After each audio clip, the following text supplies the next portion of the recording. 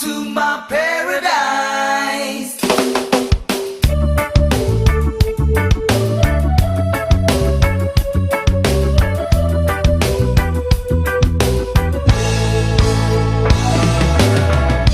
Come and take a look out through my eyes, and you decide what people like this way.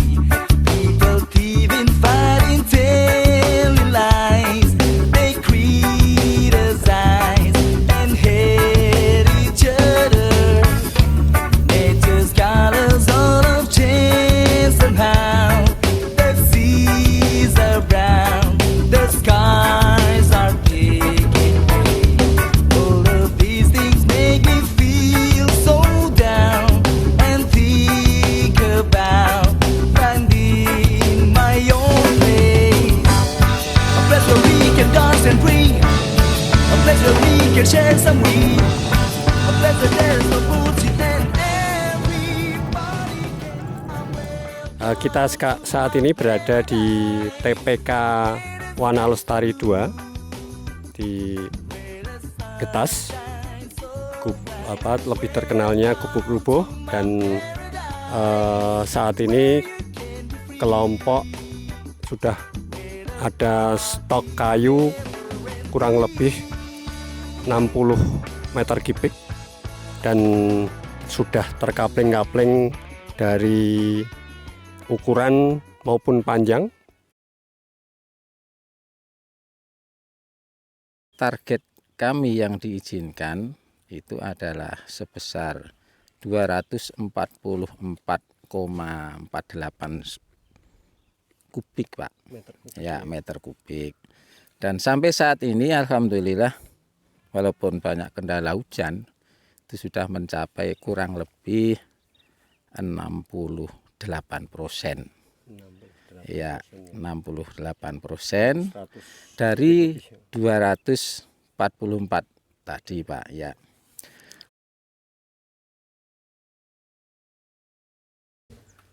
Dan sampai saat ini sudah 4 kali kami membayar PSDH. Berapa besarnya? Besarannya kurang lebih, yang pertama itu 4 juta berapa itu ya. Sekitar hampir 10 juta sudah ada, Pak. 4 kali itu ya. Situasi kondisi alam, Pak. Seperti saat ini bahwa kami menebang itu sangat mepet sekali dengan kondisi musim penghujan, sehingga itulah salah satu kendala yang paling besar di tempat kami. Karena sudah hujan, otomatis kami harus berhenti untuk bekerja. Tenaga kami pada ke ladang semuanya, Pak. Jadi ada baiknya RKT itu diserahkan. Jadi RKT itu seyogianya memang awal tahun itu sudah selesai, sehingga kami persiapan itu cukup, sehingga kami tidak mengalami hambatan. Tingkat efisiensi dari operasional kelompok ini juga masih belum bisa ditekan, karena memang satu dari sisi kapasitas, ya kan, kapasitas kelompok untuk melakukan penebangan dan seterusnya, itu tentu saja akan berpengaruh kepada efektif dan efisiensinya. Namun demikian, di Wonolestari 2 ini sendiri sudah berusaha untuk menekan operasionalnya, sehingga dengan mendapatkan harga kayu yang lebih baik, itu nantinya margin keuntungan yang didapat oleh kelompok akan cukup tinggi.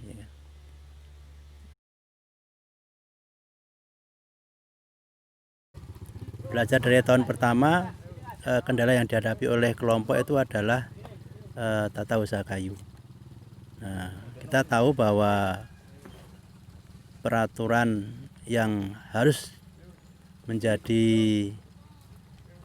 landasan dari pelaksanaan pemanfaatan hasil kayu di HKM adalah PUHH, ya kan, yaitu kalau sekarang melalui peraturan nomor 67 tahun 2019. Nah, berkenaan dengan itu, setiap kelompok wajib memiliki tenaga teknis untuk bisa melakukan akses kepada Sipuh. Nah kebetulan kali ini kelompok sudah mempunyai tenaga teknis sendiri. Di Gunung Kidul sudah ada 3 tenaga teknis yang bisa digunakan. Nah untuk itu, dengan adanya itu akan mempermudah bagi kelompok melakukan akses Sipuh dan melakukan penjualan.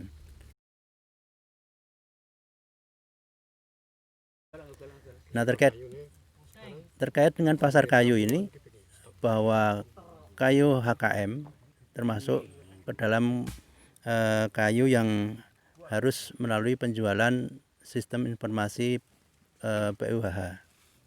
Nah sehingga sangat terbatas, ya kan, pembelinya. Nah untuk saat ini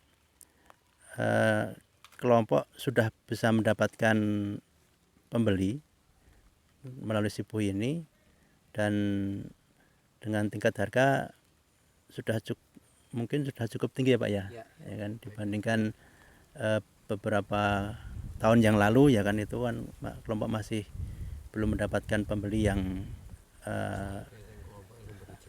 baik, ya kan. Nah untuk tahun ini kelompok bisa menjual kayu dengan harga yang premium.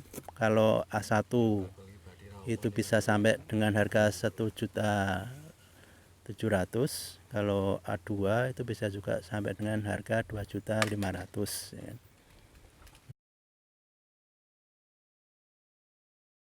Jadi setelah nanti pasca tebang, kelompok kami itu akan melaksanakan satu program yang telah direncanakan di RKT, Pak.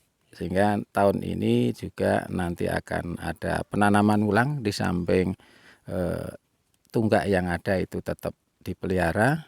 Kemudian kami akan nanam kembali masih di sela-sela yang masih kosong dengan rencana ukuran 3x4, Pak. Ya nanti sudah sesuai dengan rencana kerja tahunan yang kami buat, dan juga nanti akan ini melaksanakan tumpang sari yang selama ini sudah mulai 1-2 sudah mulai dikerjakan oleh penggarap masing-masing.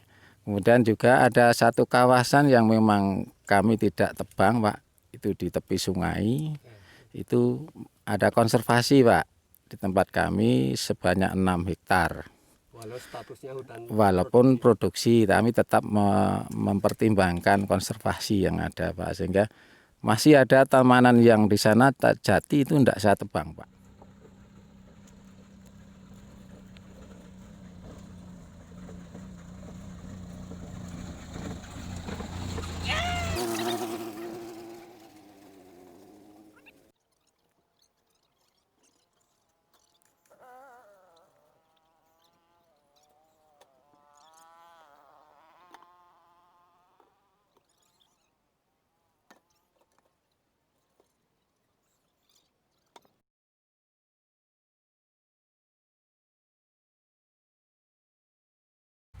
Kita saat ini berada di lokasi HKM Sedyo Rukun, Banyu Soco Layan. Nah, lokasi ini pada tahun 2019 kemarin melakukan penebangan, dan seperti yang kita lihat sekarang ini, lokasi ini sudah dipenuhi dengan terubusan jati yang rata-rata kalau kita ukur bulatnya atau kelilingnya antara 18 sampai 20.